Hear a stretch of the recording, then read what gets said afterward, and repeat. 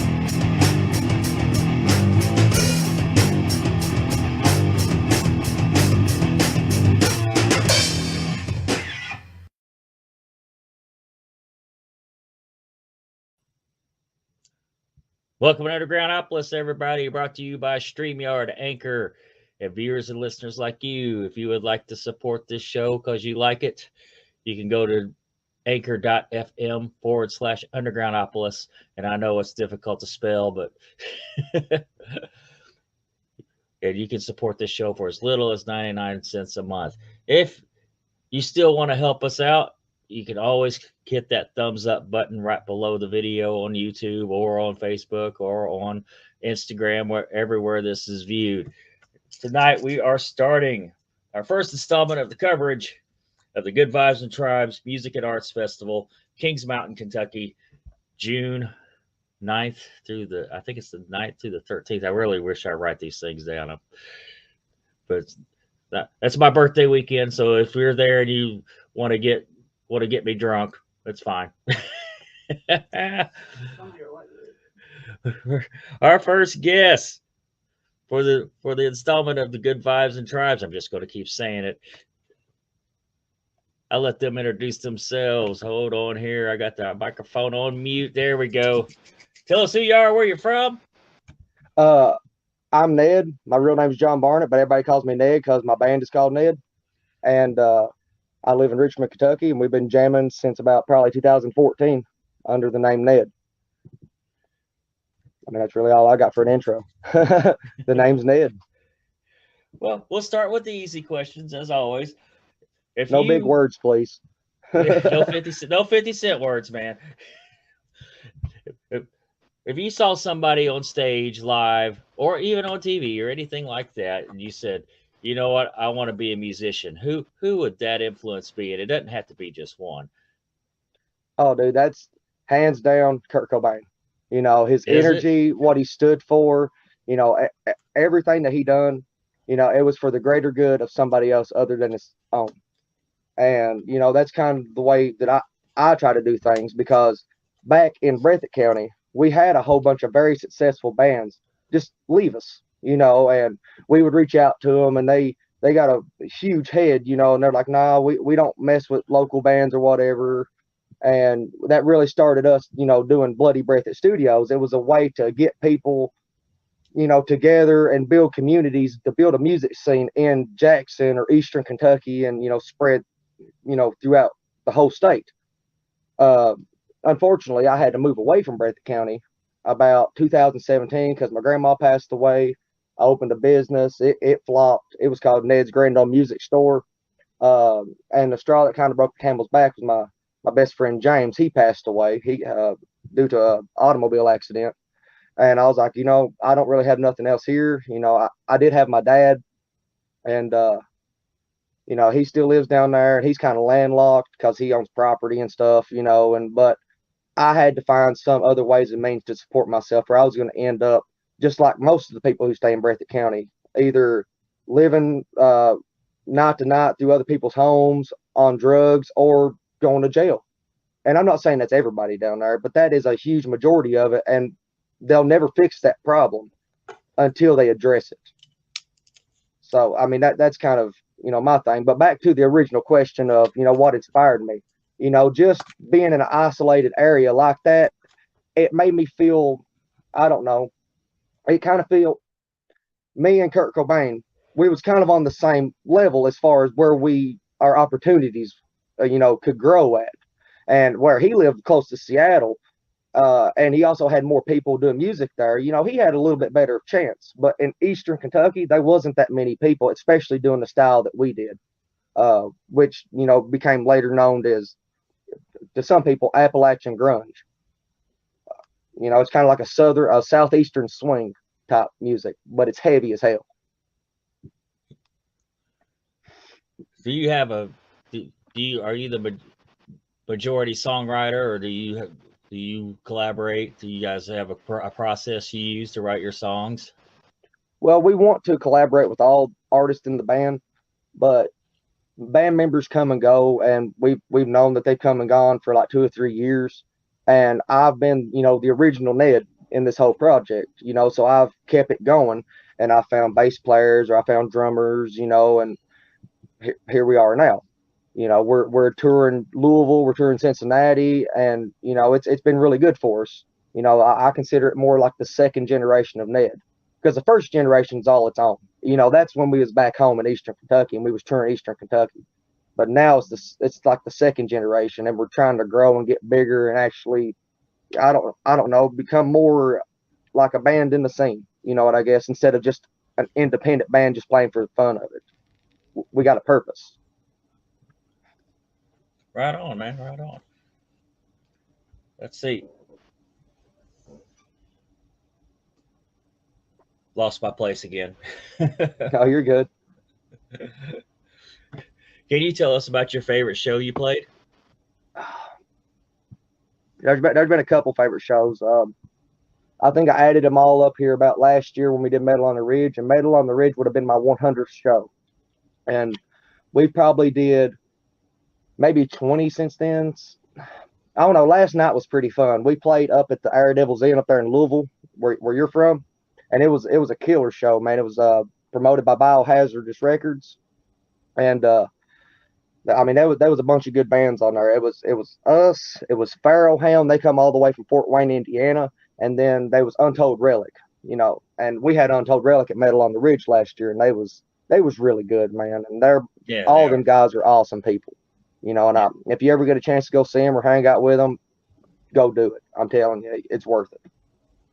But last night we just had that crowd support. Daryl just walked in here. I couldn't get my shit working. Stand up here, Daryl. Introduce people. What's up? My name's Daryl, but not really, but it's Daryl. Bye. His real name's Derek, but we call him Daryl. Everybody in NED has their own NED name. My name's actually John. Everybody calls me Ned. His name's Derek. Everybody calls him Daryl. And we have a old drummer. His name's Stevie, but he was going by Sativa Steve, and now we just call him like the OG NED or the original NED, or, I don't want to call him the old forgotten NED, because no one ever, we haven't forgot about him, and I just want to make that clear that he's always still a part of the songwriting creative, because me and Stevie is the ones who founded NED, about 8 miles up a holler in the middle of a hell country called Jackson, so we didn't have nothing else to do, and I want him to be a part of that as much as he possibly can. So best wishes to Stevie out there, and I hope he's doing good. Actually, I know he's doing good, because I still check in on him about every 3 weeks. I go down there and see him. So yeah, he's doing good. What was the question again, man? I'm off topic. Your favorite show? Yeah, okay. Well, I mean, there's been, it's easier to tell you, like, I don't really have one specific show, but I have a lot of my favorite moments. Okay.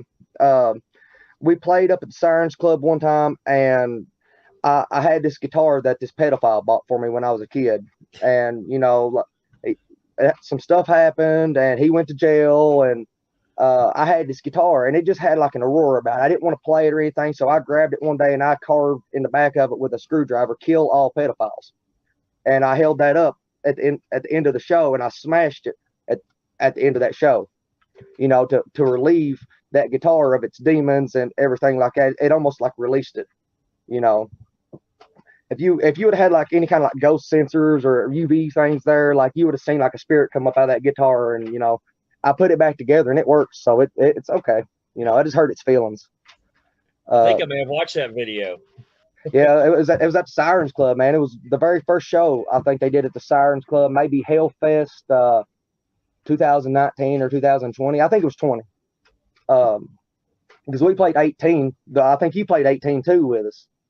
Up in Indiana, Friendship, Indiana. I think it's 19. That's 19. Okay. Yeah, I get my dates wrong, man. They just all flow together. Right. If it's not the 70s, 80s, and 90s, that all just runs together.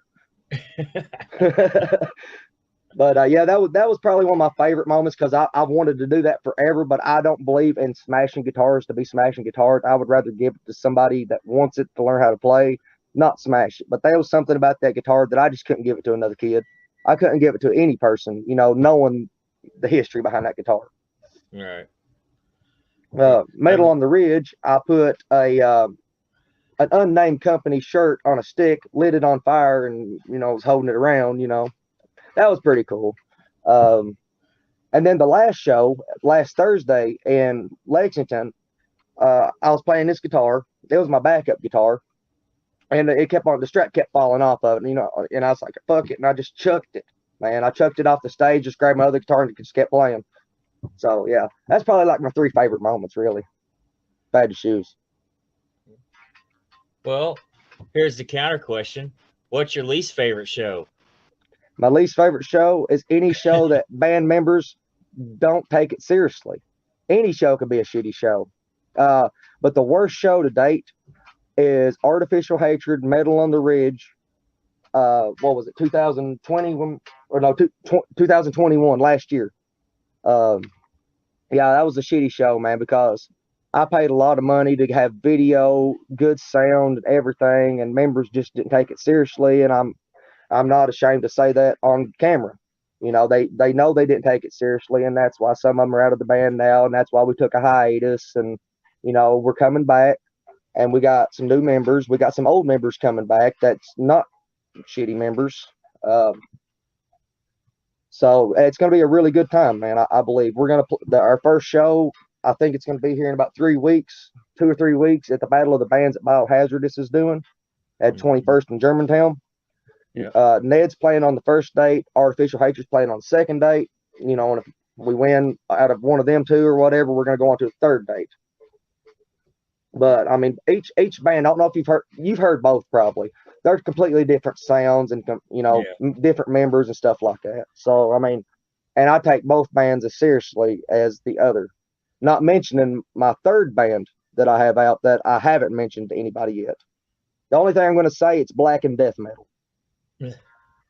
So what's everybody's role in NED? What's your role in NED? Well, I guess I'm the head NED. I play guitar and sing or scream or make a bunch of fucking noise. Sorry, I don't know what the statute of limitations is on cussing or whatever on your show. Well, you can say whatever you want on this show. Okay, I don't cool, give a shit.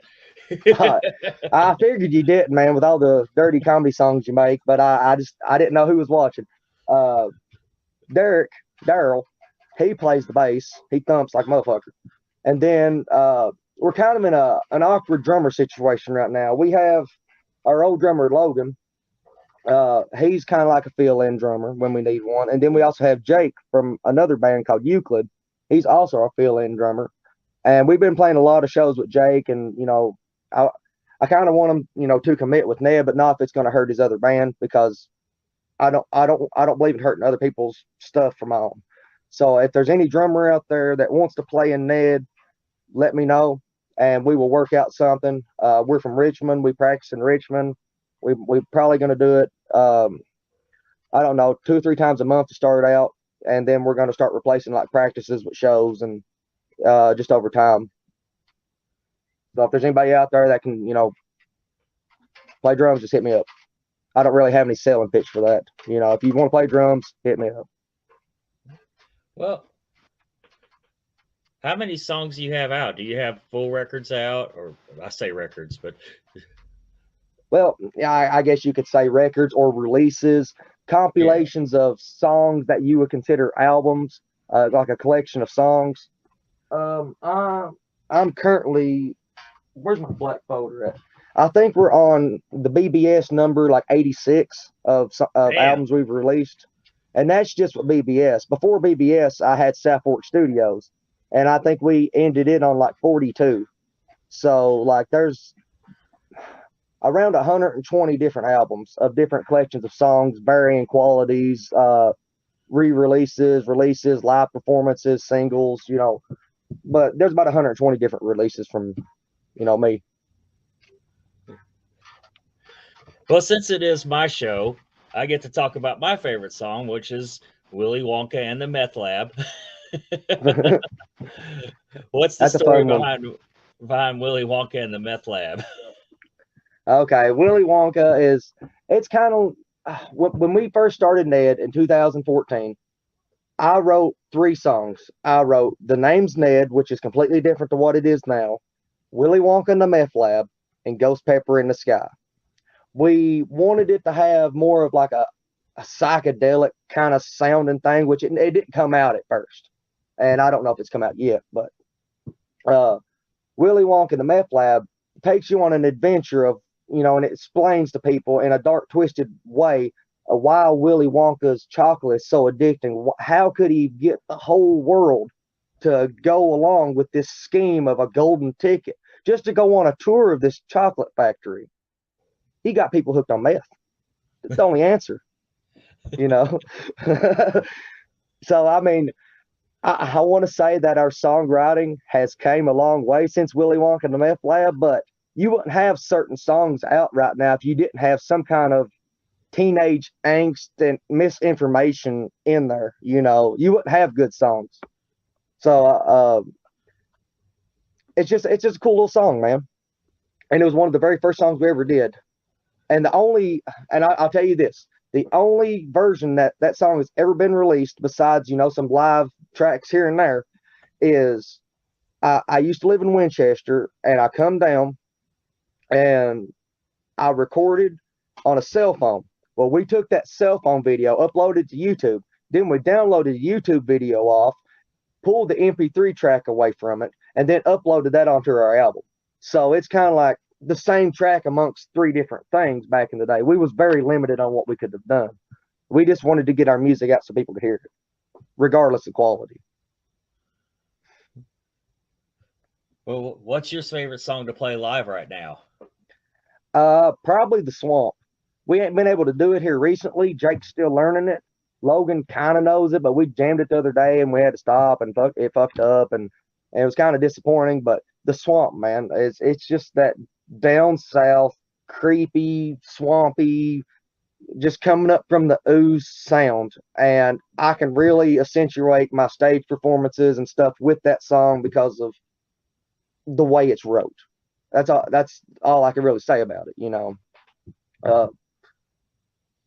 The Swamp came off of an album, our self-titled album, and we really wanted to write an album and not really use cuss words in it, you know, because some people say cussing in songs is a lazy way of getting through the songwriting process. You know, you could easily, you know, put fuck in a place where you could put like a very intelligent word, and people overuse it a lot anymore. Just to string along sentences or whatever. They don't really think about what fuck means or what shit means or anything. There's specific times and places and songs that those apply, and they're being overused. So on the self-titled album, we really wanted to make an album that we could possibly get on the radio, regardless of how heavy it was or whatever. We didn't want the content of the music to limit us. Well, what we didn't realize is we still painted ourselves in the corner talking politics and talking about killing and murder and all these horror aspects that the common folk just don't like, especially Bible thumpers and, you know, people like that who control what people listen to down in Breathitt County and the good old boy system and stuff.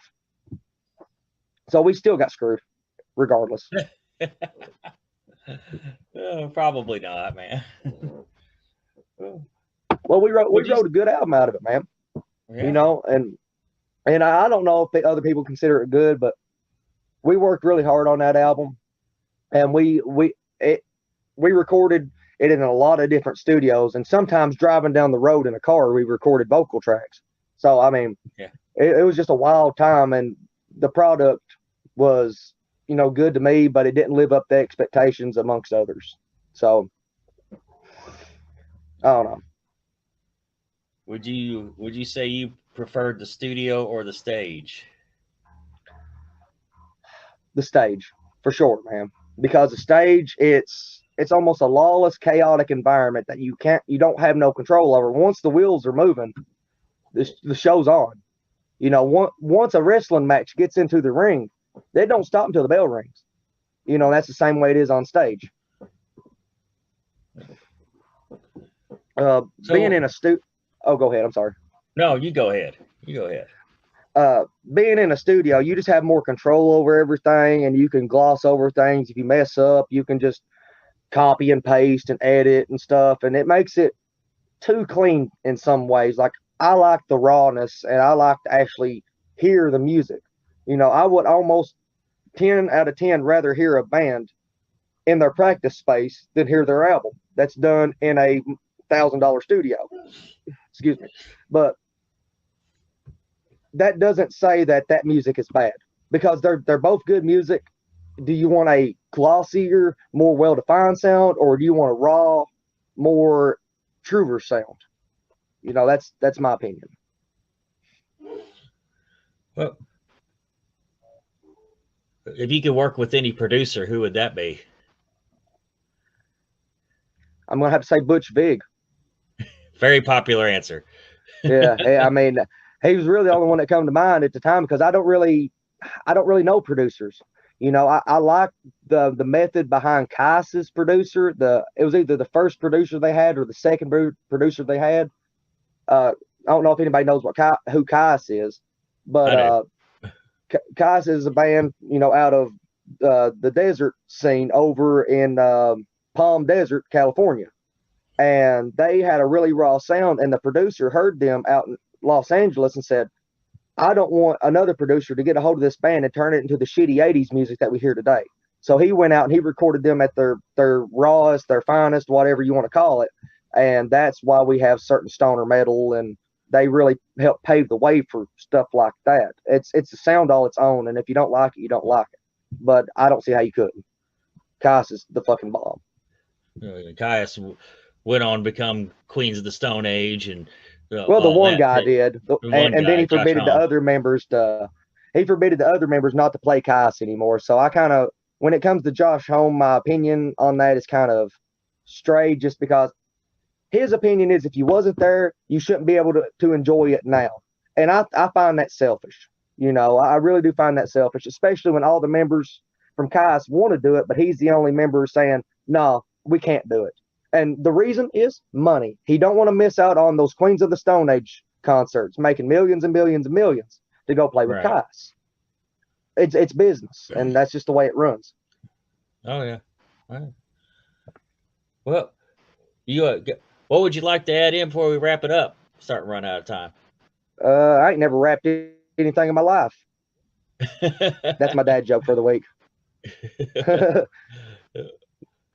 But I do know some people that couldn't even pull out of a driveway, so that sucks.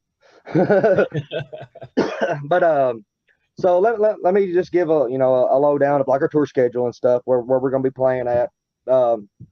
Mostly we're gonna be playing in Louisville here in April. We play the 21st, the first weekend as NED. We play the 21st, the second weekend as Artificial. And if we win out of that one of them two, then we're going to play the third weekend at the 21st as, the finals of the battle. The last weekend, we're going to be playing a show here in Berea. Well, over there in Berea. I'm from Richmond. It's same damn county though. It's called Allies Farm. It's a benefit. I don't remember right offhand what the name of it is, and I apologize. I have had a lot of stuff going on, but that's that one. Next month, I don't think we really have anything booked for next month. I mean, May. Seems like we do, but I'm not for sure. And in June, we play the Good Vibes and Tribes Festival. So I do know that. Let's plug in as much about that real quick while we can. Like, is this your baby? Is this? Well, it's not really my baby per se. It's Stacy's baby. Okay, Stacy Hines, she's our vice president of Bloody Breathitt Studios, and we have another guy. His name is Biz, and he's been one of our good friends forever. And he runs his own sacred values like tattoos and promotions and stuff like that over Bowling Green area. He's from Detroit. He's always going around and hanging out with different rappers and stuff like that. This was his idea because he bought Angel Ridge property. We no longer have to rent it out. We own Angel Ridge, or at least on paper, Biz does. But it's all our property, man. That's he told us, like, if you all ever want to throw a show out here, consider it your property. It's family. And so we got Angel Ridge, and now it's just called The Ridge. And that was a shock to me, because Angel Ridge has always been the name, but now it's The Ridge, and that's cool too. I don't really have a problem with it. I can't say yay or nay on that. But the Good Vibes and Tribes Festival, you said the dates earlier, June 9th through the 13th, something like 13th, that? I believe so, yeah. The 9th is a Thursday, and that's for like our people who have like campers and stuff. They want to come set up, spend the night the day before. That way they can already be there. It's early access, basically. The show actually starts on Friday, and I just say be there at like noon or 1. We got singer-songwriters, country acts, bluegrass acts on Friday, and then we have your rock bands and other acts on Saturday. And on Sunday we're gonna have rap, hip-hop, electronic music, stuff like that. So we really, I can't stress this enough, because we get labeled as a metal or a rock label all the time, and that's completely incorrect. For one, we're not a label. We are a managing network, if you want to say something like that. We help get band shows. We help them make connections. We're not shy about reaching out to somebody for you. If you want to get into a venue, if we know them, we'll hit them up. As long as you're a good person, you've not screwed us over before, we'll help you out. But the other part of that was wrong, because we're not we don't just do rock. I didn't start out in rock. Well, I guess I did start out in rock when I was real young, but I learned bluegrass music in college, and then I started hanging out more with rappers and hip hop artists, and learning how they make beats and how their business works, and singer-songwriters. And I can't say one genre is better than the other, so I'm not. I want to promote all genres of music. I want to bring heavy metal people and bluegrass people together. I want to see them mingle together and trade knowledge and stuff, because that's the only way we grow. That goes all the way back to the coalfield days in Eastern Kentucky, where you had it was a big melting pot of all these different countries and ethnics and all kinds of stuff. And at the end of the day, they would all get together and they would play music together. And that's kind of the same way with all these little genres that people make up all the time. But to me, it's all music. It's good music. So that's why we are doing a big 3-day festival with all different types of genres. We want to say Bloody Breathitt Studios stands for all genres of music. That's awesome. Where do we get tickets? I haven't bought tickets myself. I don't need to buy tickets, but I'll get Stacy to put a link somewhere. She has a website up. You can also get them from the bands too. Some of the bands are going to have physical tickets if you know bands. That's a way to help them out and give them money, because I'm pretty sure if they sell tickets, they get 100% of those ticket sales just for going out and getting people to come to the festival. They get to make the money off those tickets. Cool. Because we're not money hungry, man. We're not. We're on our way to going into a nonprofit organization just to help bands. And I work a 9 to 5. I don't need to scam people out of their money to do it. I love doing music, not for the money, but the money's part of it, and you have to learn to deal with it. And I wanted to get it on my hands as less as possible, because money equals shit. And if you deal with shit, you get it on you. Yep. Man, thank you so much for a really great interview. Really great interview. I've been. It's fun to be on here and talk to you. It's been a while since we talked, and I can't wait to have you out at our festival. You, Jesse, and the Hog Brothers, the Muscles. You got them for us. Thank you enough. I can't thank you enough. And keep sending us bands, man. We'll keep on pushing them out. All right, man.